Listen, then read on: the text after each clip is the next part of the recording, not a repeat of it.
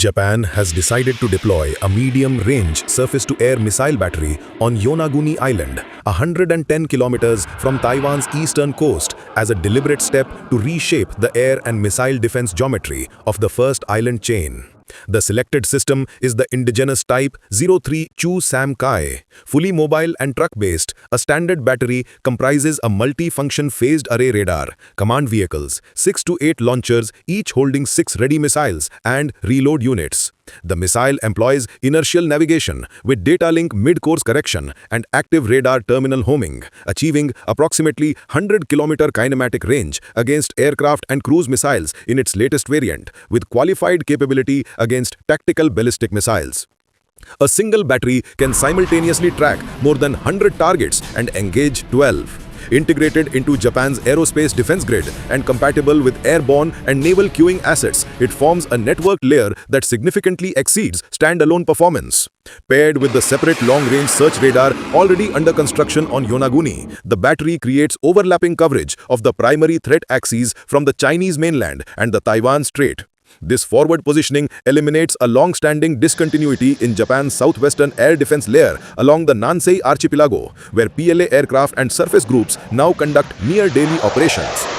By establishing an active SAM node at the western edge of Japanese territory, Tokyo extends sensor coverage and engagement range deep into the eastern Taiwan Strait, imposes direct risk on any PLA attempt to seize or suppress the Nansei Islands, and operationally fuses the defense of Taiwan with the defense of Japan itself, thereby raising the likelihood of US-Japan alliance activation in a Taiwan contingency. This deployment enhances layered deterrence, secures remote Japanese territory, reduces dependence on costlier foreign systems for the medium-range role, and deepens operational interoperability with US forces.